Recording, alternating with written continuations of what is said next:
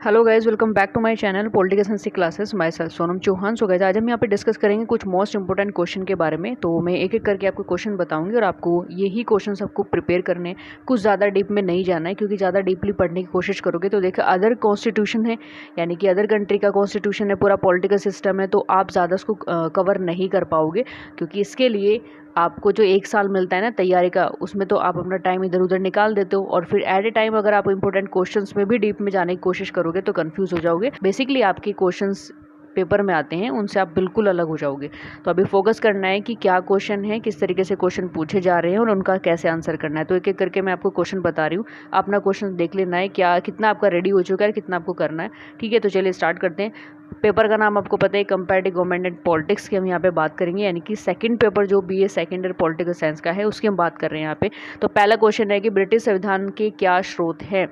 स्रोत के बारे में है, और बाकी चाहे बाद में कुछ भी कहानी इन्होंने क्वेश्चन में लिख दी हो कि क्या यह कहना उचित होगा कि ब्रिटिश संविधान का अस्तित्व ही नहीं है, या फिर कुछ भी ऐसी कहानी है कि ब्रिटिश संविधान अपने युग का शिशु है, सहयोग का शिशु है, तो इस तरह का कोई भी वर्ड आपको मिलेगा, ज़्यादा इस वर्डों पे आपको ध्यान नहीं देना है। अगर क्वेश्चन ये पूछा है ना कि ब्रिटिश संविधान के स्रोत क्या है, तो स्रोत का मतलब वो उनके फीचर्स के बारे में पूछ रहा है। स्रोत का मतलब यानी कि वो उनके लक्षण, उनकी विशेषताओं के बारे में पूछ रहा है कि जो एग्जैक्टली ब्रिटिश जो कॉन्स्टिट्यूशन है उनमें वो क्या क्या एलिमेंट्स हैं, वो क्या क्या फ़ीचर्स हैं। जैसे कि आपने अपने इंडियन कॉन्स्टिट्यूशन में फ़ीचर्स या उनके डेवलपमेंट के जो फ़ीचर्स हैं वो पढ़े होंगे। अगर तौर तरीके से अगर मैं आपको बताऊं यहाँ पे, अगर सही तरीके से आपने इंडिया के कॉन्स्टिट्यूशन के जो फीचर्स हैं वो भी स्टडी किए होंगे ना, तो ये चीज़ें आपको कंफ्यूज नहीं करेंगी। क्योंकि इनमें फीचर्स में, जैसे एज ए लाइक मैं आपको बता दूं, लिखित जो ब्रिटिश का संविधान है वो अलिखित संविधान है, परंपराओं के आधार पर निर्मित संविधान है, और संसदात्मक संस्था के आधार, यानी संसदीय प्रणाली के आधार पर निर्मित संविधान है। तो ये चीज़ें अगर आप थोड़ा सा रिलेट करोगे ना इंडिया के कॉन्स्टिट्यूशन से, काफ़ी हद तक इसमें मैचिंग आपको दिखने को मिल जाएगी। तो ज़्यादा डिफरेंट नहीं है। थोड़ा सा यहाँ पे अपना जो माइंड है उसको थोड़ा सा यूज़ करो। जो 1 साल तक आपने उधर उधर टाइम वेस्ट किया है, अब थोड़ा सा इसको कंसंट्रेट में लाओ और यहाँ पे देखो कि किस तरीके से क्वेश्चन पूछे जा रहे हैं। ज़्यादा डीप में घुसने की ज़रूरत नहीं है, या नेट से या गूगल से आप निकाल रहे हो कि किस तरीके से वहाँ पे शासन होता है, तो भाई इस तरीके से अगर ढूंढोगे तो बहुत सारी चीज़ें उनके बारे में निकल करके आ जाएंगी और फिर आप कंफ्यूज हो जाओगे। जो बेसिक चीज़ें हैं वो भी आप नहीं लिख पाओगे। तो यहाँ पे पहला क्वेश्चन क्या करना है, ब्रिटिश संविधान का स्रोत। ब्रिटिश संविधान के स्रोत, विशेषताएं, कुछ भी ऐसा वर्ड आता है और बाद में कोई भी क्वेश्चन में कहानी, कुछ भी, कितना ही बड़ा क्वेश्चन आता है, आपको फोकस करना है कि आपको वहाँ पे सोर्स यानी कि विशेषताएं लिख करके आनी है। लेकिन ऐसे ऐसे मैंने 2-3 वीडियो बहुत सारी अपलोड की हुई हैं, जाकर के चेकआउट कर सकते हो कि एक अच्छा आंसर या मार्किंग इंक्रीजिंग आप कैसे कर सकते हो। वो मेरी 2 वीडियो आपको मिल जाएंगी चैनल पर। तो चलिए नेक्स्ट क्वेश्चन है यहाँ पे। तो नेक्स्ट क्वेश्चन है यहाँ पे कि संविधान के अभिसय में से आप क्या समझते हैं, अभिसमयों के पीछे कौन सी अनुशासित है, या उदाहरण देकर समझाइए। देखिए, संविधान के अभिसय में का मतलब होता है कि जो इंग्लैंड में, यानी कि जो ब्रिटेन में जो संविधान बना है वो बेसिकली परंपराओं या प्रथाओं के आधार पर बना है। तो वही चीज़ अभिसमय का मतलब होता है प्रथाएं, यानी कि जो संविधान जो प्रथाओं के आधार पर निर्मित किया गया हो, वो संविधान ही क्या होता है, वो से ही अभिसमय बोला जाता है। अब यहाँ पे इन्होंने क्वेश्चन से पूछ लिया है कि संविधान के अभिसमय से आप क्या समझते हो, what you mean by constitution convention. तो ये इस तरह की जो चीज़ें वो पूछ रहे हैं, तो उनका पूछने का मतलब यही होता है कि आपको प्रथाओं के बारे में देखना है। तो प्रथाओं में अगर आपके पास मॉडल है, बुक्स है, उसमें आपको मिल जाएगा ये टॉपिक। ऐसा कुछ नहीं कि मिलेगा नहीं, मॉडल्स में भी है, और आपकी जो बुक्स है, अगर बुक्स आप पढ़ रहे हो तो बुक्स में भी आपको मिल जाएगा। ठीक है, तो दूसरा क्वेश्चन है, इसके आने के 50-50% चांसेस होते हैं, but as a optional, as a security के लिए हम इसको एक एक्स्ट्रा में पढ़ करके हम लोग जाते हैं। तो अपना इसको देख लेना भाई कि संविधान के विषय में से आप क्या समझते हैं, और यानी कि एक दिमाग में ना एक चीज़ें बैठा लेनी है। अगर आपको कोई भी टॉपिक तैयार करना है तो उसका एक पर्टिकुलर कोई हिंट ले लो। जैसे यहाँ पे स्रोत की बात की, तो उसमें विशेषताएं, फीचर्स कुछ भी पूछे और बाद में क्वेश्चन में कोई भी कहानी बना करके दे दे, आपको बाद के क्वेश्चन की ध्यान नहीं रखना है, आपको उस पर फोकस करना है कि स्टार्टिंग में वो क्या पूछ रहा है। तो फिर आपका एक बॉन्डिंग बन जाती है क्वेश्चन के साथ में आंसर देने की। इसी तरीके से आपको अभिसमय पर फोकस करना है कि क्वेश्चन अभिसमय का आता है तो आपको प्रथाओं पर ध्यान देना है कि उसकी प्रथाओं की कुछ विशेषताओं के बारे में पूछ रहा है कि ब्रिटिश संविधान जो है वो प्रथाएं के आधार पर बनाया गया, वो कैसे बनाया गया है, ये आपको फोकस करना है। बाद में वो क्या कहानी पूछ रहा है आपको मतलब नहीं है, क्योंकि ज़्यादा कहानी में घुसने की कोशिश करोगे तो जो बेसिक जो चीज़ें आपको सही में लिखनी है उसमें आप कंफ्यूज हो जाओगे। तो चलिए नेक्स्ट क्वेश्चन यहाँ पे देख लेते हैं। तो नेक्स्ट क्वेश्चन है यहाँ पे कि सम्राट और राजमुकुट के बीच अंतर ब्रिटिश संवैधानिक इतिहास का एक बहुत बड़ा भारी तथ्य है, वो क्यों है, या व्याख्या कीजिए, या फिर ब्रिटिश सम्राट की स्थिति की विवेचना कीजिए। इस तरीके के 2 क्वेश्चंस आपको यहाँ पे दिखाई देंगे। तो सम्राट और राजमुकुट के बीच में अंतर आपको कैसे नजर आएगा? देखिए, जो सम्राट होता है ना वो किंग, और राजमुकुट, इसके बारे में मैंने वीडियो लेक्चर बनाया हुआ, आपने अटेंड नहीं किया तो भाई जाकर के अटेंड कर लो। मैंने उन दोनों के डिफरेंट के बारे में बताया। अब यहाँ पे ये वीडियो आपको इंपॉर्टेंट क्वेश्चंस देने की, अब मैं यहाँ पे डिफाइन तो नहीं कर पाऊंगी, क्योंकि अगर डेफिनेशंस यहाँ पे आपको एक्सप्लेनेशन देने बैठूंगी तो ये तो जो आपकी इंपॉर्टेंट क्वेश्चंस की वीडियो यही बहुत लंबी हो जाएगी, है ना। तो आपको अभी यहाँ पे देखना है कि क्वेश्चन क्या पूछा जा रहा है। इंपॉर्टेंट क्वेश्चन है सम्राट और राजमुकुट के बीच अंतर आपको बताना है, और उसके लिए आपको सम्राट का अलग पढ़ना पड़ेगा और राजमुकुट का अलग पढ़ना पड़ेगा। थोड़ा यहाँ पे हिंट मैं आपको दे देती हूँ कि सम्राट एज ए इस तरीके से काम करता है जैसे कि हमारे इंडिया में प्रेसिडेंट की सिचुएशन है, ठीक है। ऐसे कंपेयर करके पढ़ोगे तो बहुत आसान हो जाएगा आपके लिए। उसके बाद ये राजमुकुट किस तरीके से काम करता है, राजमुकुट क्या है भाई, मैंने आपको काफ़ी बार देखी, जो अगर मेरे कॉलेज से भी जुड़े हुए बच्चे हैं या फिर हमने अपने लेक्चर में भी आप लोगों को बताया, राजमुकुट एक तरीके का क्या होता है, क्राउन होता है, ठीक है। अब जिस भी व्यक्ति के सर पे क्राउन है तो वही तो राजा होता है, वही क्राउन, वही जो पावर होती है वो क्राउन के अंदर ही तो होती है। क्राउन को हटा दो तो नॉर्मली एक जो पीएम, मतलब नॉर्मली कोई भी इंसान होता है वो आपको नॉर्मली लगेगा, अपने जैसा ही लगेगा, लेकिन जैसे ही उसके सर पे क्राउन आ जाता है उसकी स्पेशलिटी, उसका प्रिविलेज बढ़ जाता है आप लोगों से, ठीक है। आप फिर उसे अपने साथ कंपेयर नहीं कर पाओगे, नहीं कर सकते, क्योंकि वो राजमुकुट, वो जो मुकुट है वो उसके सर पे आ गया। तो वो जो राजमुकुट की पावर है वो अब जाकर के, अगर आप प्रैक्टिकली प्रेजेंट में देखेंगे तो वो संसदीय प्रणाली बन चुकी है, यानी कि अब वहाँ से पीएम की एक पोस्ट निकली है, तो वो अब पूरा का पूरा जो पावर है वो उनके हाथ में है। तो राजमुकुट और राजा के बीच में इस तरीके से मैंने आपको हिंट बता दिया, वो आपको अलग अलग करके पढ़ लेना। और बाकी प्लेलिस्ट है भाई ब्रिटिश कॉन्स्टिट्यूशन की, उनमें भी देख लेना, थोड़ा सा आइडिया आपको लग जाएगा। दूसरा क्वेश्चन यहाँ पे पूछा है कि ब्रिटिश सम्राट की स्थिति की विवेचना कीजिए। तो ये दोनों सेम क्वेश्चन है, एक तैयार करोगे दूसरा अपने आप तैयार हो जाएगा।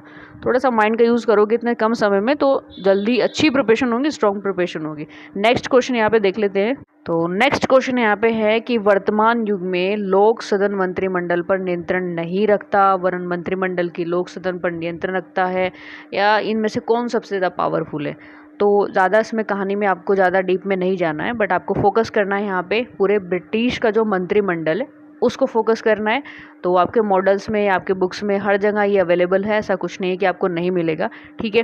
तो मंत्रिमंडल के बारे में आपको पढ़ना है कि जो ब्रिटिश मंत्रिमंडल है वो किस तरीके से काम करता है, उसकी संगठन कैसे, उसका रचना कैसे, उसके पास पावर कौन कौन सी है। और देखिए पावर के बारे में मैंने आपको बहुत बार हर लेक्चर में हर बच्चों को मैंने बताया कि अगर पावर में कन्फ्यूज़न है तो 3-4 ऐसी पावर है जो हर क्वेश्चन में आपके काम आएंगी। और आपने बेसिकली, आप में से कुछ ऐसे स्टूडेंट हैं जिन्होंने वो यूटिलाइज भी किया होगा। देखिए जुडिशरी पावर की बात करें या फिर हम लेजिस्लेटिव पावर की बात करें, एग्जीक्यूटिव पावर की बात करें, तो ये फाइनेंशियल पावर की बात करें, देखिए सबसे ज़्यादा जिसके हाथ में पावर होती है ना किसी भी पोस्ट की, वो इन सब पावर को यूटिलाइज करता है। वो पूरा कंट्री चला रहा है तो वहाँ पे फाइनेंशियल पावर, लेजिस्लेटिव, एग्जीक्यूटिव, ये सारी पावर उसके, और ये सारी पावर उसके हाथों में होती है। तो ये 3-4 तो ऐसे पॉइंट है, आप किसी भी क्वेश्चन की अगर पावर से रिलेटेड कोई क्वेश्चन पूछा जा रहा है, शक्तियाँ पूछी जा रही है, तो वहाँ पे इंक्लूड करके आप बहुत बेहतर आंसर उसमें दे सकते हो, ठीक है। तो किसी भी एक क्वेश्चन को पावर, जो उनकी पावर है ना, उसको अच्छी तरीके से देख लो, बहुत सारे क्वेश्चंस में आपको हेल्प करेगी। नेक्स्ट क्वेश्चन यहाँ पे कि लोक सभा की रचना, कर्तव्यों और शक्तियों का वर्णन कीजिए, ब्रिटिश संवैधानिक व्यवस्था में इनकी क्या उपयोगिता है। तो यहाँ पे लोक सभा का क्वेश्चन काफ़ी इंपॉर्टेंट हो जाता है, तो आपको ये एक भी क्वेश्चन रेडी करना है, काफ़ी इंपॉर्टेंट है। और इसी के साथ साथ जैसे आप लोक सभा का आप प्रिपेयर करते हो, उसका आपको हो जाता है, तो उसके बाद लोक सदन का भी उसी के साथ साथ कर लेना है, क्योंकि बिकॉज ऑफ दोनों में डिफरेंट भी पूछ सकता है। तो दोनों में डिफरेंट आप तभी दे पाओगे जब आप इन दोनों के बारे में पता होगा, ठीक है। तो फिर भी कोशिश ये करना है कि लोक सभा की जो रचना, कार्य, संगठन है वो एग्जैक्टली आप बहुत अच्छी तरीके से उसको स्ट्रांगली स्टडी करो, क्योंकि अगर आप लोक सदन का भी पढ़ने जा रहे हो तो इन दोनों में काफ़ी सिमिलरिटी आपको मिलेगी। सिर्फ रचना या फिर इनकी एज, इनकी क्वालिफिकेशन में थोड़ा बहुत अंतर हो सकता है। जैसे कि हम अपने इंडिया में लोकसभा और राज्यसभा को पढ़ते हैं तो उनमें इनके सदस्यों के निर्वाचन में और उनकी मेंबरशिप में, एज में डिफरेंट है। बाकी जो अगर पावर की बात करते हो, देखो पावर की पॉइंट जो होते हैं, वो हेडिंग होते हैं, वो एक जैसी सी नज़र आती हैं। तो यहाँ पे आपको लोक सभा का अच्छी तरीके से देख लेना है। इसके बाद नेक्स्ट क्वेश्चन है कि विधि के शासन का वर्णन कीजिए और वर्तमान समय में इसकी सीमाएं बताइए। देखिए, हर एक कॉन्स्टिट्यूशन की अपनी कुछ विशेषताएं होती है, हर एक मतलब कंट्री का अपना कुछ एक स्पेशलाइजेशन होता है। जैसे कि ब्रिटेन की अगर हम बात करें तो ब्रिटेन में रूल ऑफ लॉ काफ़ी इंपॉर्टेंट होता है, तो उससे रिलेटेड ये क्वेश्चन 101% पूछा जाता है, तो आपको ये चीज़ें ध्यान रखनी है। तो अगर ये क्वेश्चन आता है कि विधि के शासन का वर्णन कीजिए, तो आप बेसिकली ये अपना प्रिपेयर करके रखना विधि के शासन का, यानी कि रूल ऑफ लॉ। तो वहाँ पे किस तरीके से लॉ वगैरह बनाए जाते हैं, ये आपकी मॉडल बुक में भाई सब कुछ मिल जाएगा, ठीक है। इसके बाद नेक्स्ट क्वेश्चन पे चलते हैं कि संयुक्त राज्य अमेरिका यानी कि यूएसए के संविधान के प्रमुख लक्षण और संविधान की विशेषताओं का वर्णन कीजिए। तो यहाँ पर वही सेम कंडीशन है।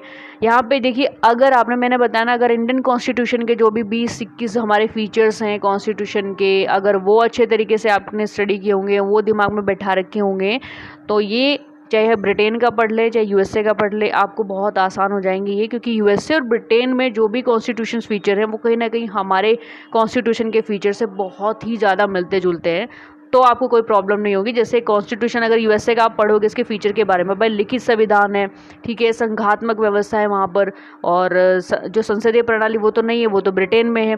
तो यहाँ पे हो सकता अध्यक्षात्मक प्रणाली है इसमें, संसद में जो भी यहाँ की विशेषताएं हैं, जो भी इसकी स्पेशलाइजेशन है, तो इस तरीके से आपको पढ़ना है, ठीक है। तो ये काफ़ी इंपॉर्टेंट क्वेश्चन है, अपना देख लेना। नेक्स्ट क्वेश्चन है यहाँ पे कि अमेरिका का राष्ट्रपति सम्राट से कुछ कम है या कुछ अधिक है, वह प्रधानमंत्री भी कुछ कम और अधिक है, तो इसका कथन को मतलब एक तरीके से इसकी एक्सप्लेनेशन दीजिए, या अमेरिका राष्ट्रपति की जो भी शक्तियाँ हैं उनके बारे में बताइए। इस तरह की कहानी वाला जो भी क्वेश्चन आता है कहने में, ये साफ साफ ये क्या पूछ रहा है, साफ साफ ये पूछ रहा है कि अमेरिका राष्ट्रपति मतलब जो भी ओवरऑल अमेरिका में राष्ट्रपति शासन किस तरीके से काम करता है, उसकी शक्तियाँ कैसी है, उसका निर्वाचन कैसे होता है, तो ये सारी बातें, ठीक है।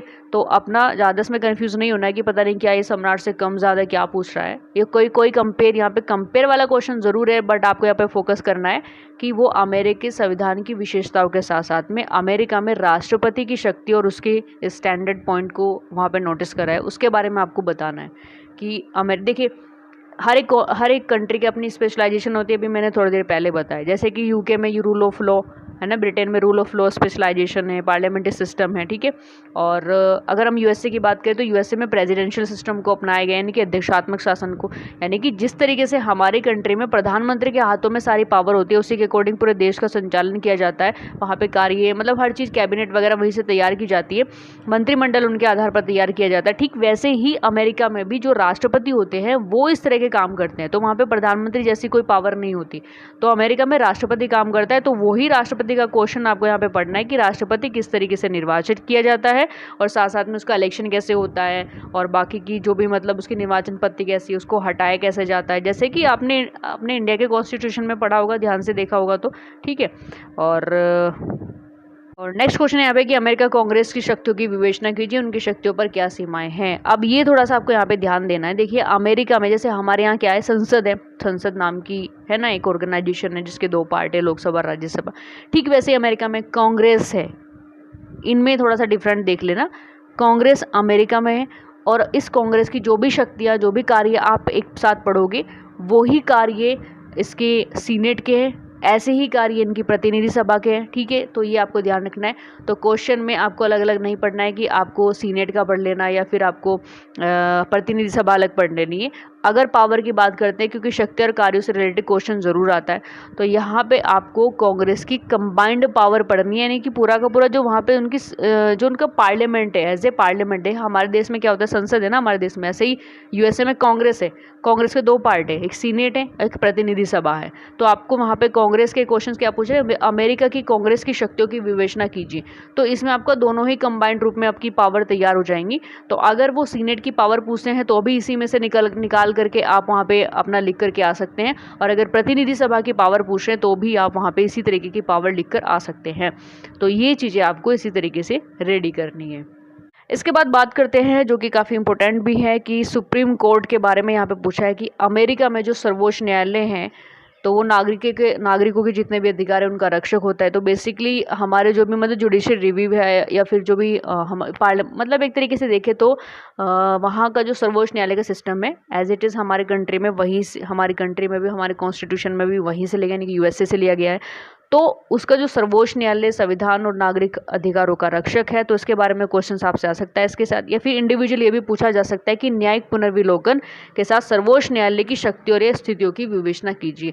जहां भी न्यायिक पुनर्विलोकन या फिर आ गया आपका सर्वोच्च न्यायालय के बारे में, तो आपको क्वेश्चंस एक ही साथ अपना एक ही तरीके से लिखना है कि पहले अपना पूरा न्यायालय के बारे में उसका लिखना है कि कैसे कैसे वहाँ पे न्यायालय की व्यवस्था है यूएसए में, उसके साथ उसका गठन, उसकी रचनाएं, न्यायाधीशों की संख्या कितनी है और वहाँ पर किस तरीके से काम होता है, और सेम पावर आपकी ऐसी है जैसे कि इंडिया में हमारे यहाँ सुप्रीम कोर्ट की, जैसे अपीलीय क्षेत्राधिकार यानी कि जो अपील जुरिडिक्शन में जो आते हैं, फिर उसके बाद में भाई क्षेत्राधिकार है। तो ये अगर चीज़ें देखें, मैं आपसे फिर कह रही हूँ ना, अगर ये चीज़ें आपने इंडियन कॉन्स्टिट्यूशन में अच्छी तरीके से पढ़ी होगी ना सुप्रीम कोर्ट, तो ये बिल्कुल सिमिलैरिटीज़ आपको यहाँ पे देखने को मिलेंगी। तो डिफरेंट कहाँ हो सकता है? डिफरेंट हो सकता है इनकी न्यायाधीशों की जो नियुक्ति होती है उनमें, क्योंकि हमारे यहाँ तो देखिए 65 62 है हाई कोर्ट और सुप्रीम कोर्ट की, लेकिन उनके वहाँ क्या होता है, लाइफ टाइम के लिए कोर्ट में रख दिए जाते हैं जज को, तो वो लाइफ टाइम के लिए काम करते हैं, तो उनकी कोई पर्टिकुलर एज नहीं है। तो ये छोटे छोटे डिफरेंट आपको थोड़ा सा क्लियर आउट करके स्टडी करने, बाकी जो भी कंडीशन है वो सेम ही होती है, तो थोड़ा सा कंपेयर करके पढ़ोगे तो आसान हो जाएगा। इसके बाद नेक्स्ट क्वेश्चन है यहाँ पे कि स्विट्जरलैंड के संविधान की संशोधन प्रक्रिया को समझाइए तथा अमेरिका संविधान की संशोधन प्रक्रिया से इसकी तुलना कीजिए। तुलना करें या ना करें, लेकिन स्टार्टिंग में आपको स्विट्जरलैंड के जो अमेंडमेंट प्रोसेस है वो आपको स्टडी करना है। बाकी बाद में अगर आपने देखिए अमेरिका में किस तरीके का संविधान है, कैसे संशोधन होता है, वो आपको कॉन्स्टिट्यूशन में आप फीचर्स में पढ़ ही लोगे। ठीक है, उस क्वेश्चन को रेडी करोगे, यहाँ पे आपके एक और क्वेश्चन इसी के साथ रेडी हो जाता है। तो क्वेश्चंस अपना ये भी देख लेना। बस क्योंकि स्विट्जरलैंड की स्पेशलिटी ये है, देखिए स्विट्जरलैंड में ना दो तरह के क्वेश्चंस आ सकते हैं, क्योंकि हर एक कंट्री की अपनी स्पेशलाइजेशन होती है। एक तो आपका आएगा संविधान संशोधन प्रक्रिया के बारे में, और दूसरा आएगा प्रत्यक्ष लोकतंत्र के बारे में। तो दो क्वेश्चन आपको रेडी करने हैं यहाँ पे। ठीक है, यानी कि एक तो स्विट्जरलैंड की जो भी वहाँ पे व्यवस्था है, संघीय व्यवस्था वहाँ पे है, वो फेडरल सिस्टम की कुछ फीचर्स के बारे में आपको पढ़ना है, यहाँ से क्वेश्चन आ सकता है। और इसी के साथ साथ जो मोस्ट इंपॉर्टेंट क्वेश्चन है वो आ सकता है प्रत्यक्ष लोकतंत्र के, क्योंकि पूरे वर्ल्ड में सबसे बड़ा एग्जाम्पल प्रत्यक्ष यानी कि डायरेक्ट डेमोक्रेसी का स्विट्जरलैंड, तो उससे रिलेटेड क्वेश्चन आ सकता है, ये अपना रेडी करना है। और ये जो प्रत्यक्ष लोकतंत्र का मैंने बताया, इसके साथ साथ में क्वेश्चन ना इस तरीके से भी आ सकता है, भाई स्विट्जरलैंड लोकतंत्र का घर है या प्रत्यक्ष लोकतंत्र है, अगर कंबाइंड करके कुछ भी आता है तो आपको अपना एक ही तरीके से इसको स्टडी करना है, अलग अलग डिवाइडेशन मत करना कि लोकतंत्र का घर अब ये क्या मतलब है, प्रत्यक्ष लोकतंत्र ये क्या है। अब फिर से आप मुझसे पूछोगे कि मैम इनमें डिफरेंस क्या है। प्रत्यक्ष लोकतंत्र यानी कि डायरेक्ट डेमोक्रेसी हो या हाउस ऑफ डेमोक्रेसी, बात एक ही होती है, तो इतना ध्यान रखना है आपको। एंड लास्ट यहाँ पे क्वेश्चन है जो फ्रांस कॉन्स्टिट्यूशन से है कि पंचम गणतंत्र का संविधान संसदात्मक एवं मध्यक्षात्मक शासन पद्धति का समन्वय है, स्पष्ट कीजिए। तो यहाँ पे अगर पंचम गणतंत्र से रिलेटेड कोई भी किसी भी तरीके की लैंग्वेज में क्वेश्चन आता है तो आपको वैसा ही लिखना है। यानी कि देखिए, अगर जब आप फ्रांस के कॉन्स्टिट्यूशन को आपने स्टडी किया होगा, अगर किया होगा तो मैं बता रही हूँ वहाँ पे कि लगातार उसमें अमेंडमेंट होते हैं, अमेंडमेंट हुए होंगे, तो प्रथम, द्वितीय, तृतीय एंड फोर्थ और फिर फिफ्थ, तो ये अमेंडमेंट करके कुछ चीज़ें जोड़ी गई। ठीक है, हमारे कॉन्स्टिट्यूशन में क्या होता है कि कुछ चीज़ें अमेंडमेंट होकर के इसमें इंक्लूड की जाती हैं, तो उसमें संविधान की जो नंबरिंग होती है वो चेंज नहीं होती है, संविधान एक ही रहता है। लेकिन फ्रांस में नंबरिंग यहाँ पे ऐड की गई है कि पहला गणतंत्र, फिर दूसरा गणतंत्र, फिर तीसरा, चौथा, पाँचवा, तो पाँचवें तक आते आते कुछ चीज़ें उसमें नई इंक्लूड की गई, कुछ बदली गई। तो पंचम गणतंत्र का जो संविधान है फ्रांस का, वो आपको उसके जो फीचर्स हैं वो आपको देखने हैं। काफ़ी इंपॉर्टेंट क्वेश्चन है, क्योंकि ये भी प्रीवियस में अगर आप उठा करके देखोगे तो 101% ये पूछा हुआ क्वेश्चन है। तो ये जो क्वेश्चन मैंने बताए, आई होप सो ये आपको हेल्प करेंगे, और इन्फॉर्मेटिव लगी थी है तो भाई लाइक कर देना, और बाकी अपने जो भी आपके फ्रेंड सर्कल उनको शेयर कर देना ताकि उन तक ये क्वेश्चन पहुंच जाए। और जो अभी तक सब्सक्राइब नहीं किया तो सब्सक्राइब कर देना, नीचे बेल आइकन को प्रेस कर देना ताकि हर एक वीडियो का नोटिफिकेशन आप तक पहुंच जाए। बाकी प्लेलिस्ट बनी हुई है अलग अलग कॉन्स्टिट्यूशन की, क्योंकि जो जो मेन चीज़ें हैं ना वही मैंने उसमें प्लेलिस्ट में इंक्लूड की है, कोई भी आलतू फालतू चीज़ें मैंने बनाई नहीं है। क्योंकि देखिए, अगर किसी भी कंट्री के बारे में आप पढ़ोगे तो पढ़ने के लिए तो बहुत कुछ है, लेकिन एज ए कोर्स को कवर करने के लिए जो इंपॉर्टेंट होता है उसी के आधार पर कुछ क्वेश्चंस, कुछ टॉपिक आपको वहाँ पर मिल जाएंगे। तो फ्रांस की, स्विट्जरलैंड की, यूके की, यूएसए की, इनकी अलग अलग प्लेलिस्ट है, जाकर के चेकआउट करो, थोड़ा बहुत देखो और इन क्वेश्चंस को प्रिपेयर करो, तो डेफिनेटली आपका बहुत ही अच्छा एग्जाम जाने वाला है। So best of luck. तो मिलते हैं नेक्स्ट इन्फॉर्मेशन के साथ में नेक्स्ट वीडियो लेक्चर के लिए। Thank you. जय हिंद, जय भारत।